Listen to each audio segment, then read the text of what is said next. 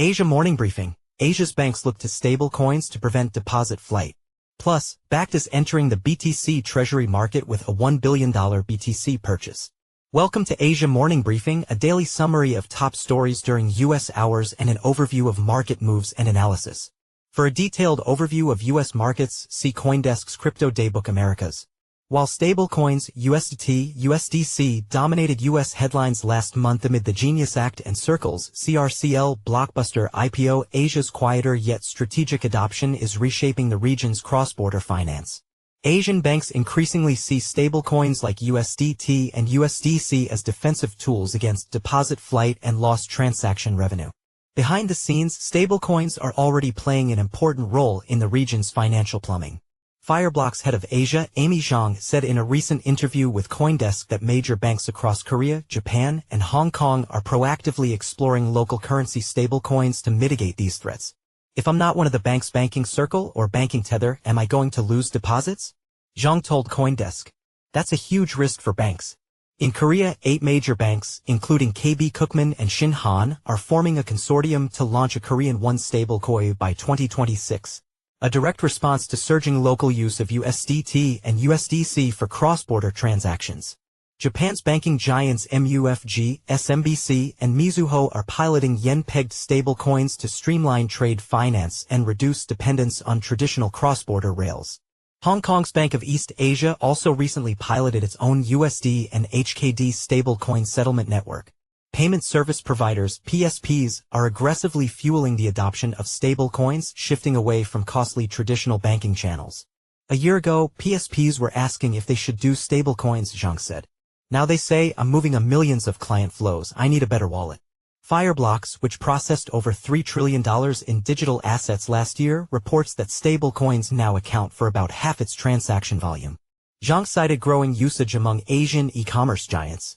Recent media reports say that China's JD.com plans to cut supplier payment costs dramatically using stablecoins, which is an example of what Zhang mentioned. PSPs such as Hong Kong's TazPay use Circle's USDC to efficiently route cross-border payments into USD and HKD disbursements to help with instant payouts for content creators and gamers in Asia's emerging markets. A dashboard from Visa Analytics shows that weekends have 30% higher stable coin volumes, underscoring their role in retail and gig use. Tether's USDT dominates stable coin flows in emerging Asian markets, driven by its liquidity and ease of access, Zhang said, and by contrast, USDC gains traction in highly regulated financial hubs like Singapore and Hong Kong. As the region's financial institutions adopt stablecoins defensively and corporate users operationalize them pragmatically, Asia's quiet transformation in cross-border finance infrastructure could become the next headline in stablecoins' evolving history. The question is, what will be the next IPO to capitalize on this? Bakkt Holdings NYSE, BKKT, is preparing to join the growing ranks of public companies allocating capital to Bitcoin, according to a filing with the Securities and Exchange Commission, SEC, on Thursday. The SEC filing shows that Bakkt is looking to raise $1 billion through a mix of securities, common stock, preferred stock, debt, warrants, and units to buy BTC.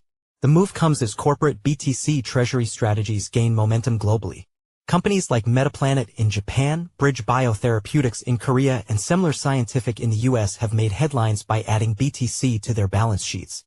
The registration follows a wave of negative news. Bakkt recently lost 2 of its largest clients, Bank of America and Webull, responsible for a significant chunk of its loyalty and crypto service revenues.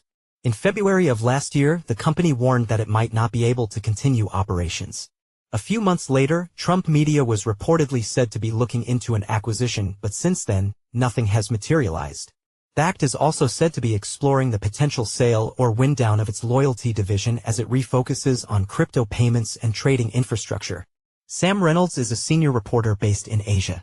Sam was part of the CoinDesk team that won the 2023 Gerald Loeb Award in the breaking news category for coverage of FTX's collapse.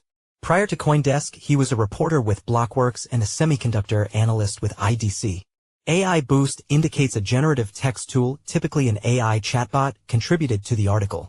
In each and every case, the article was edited, fact-checked, and published by a human. Read more about CoinDesk's AI policy.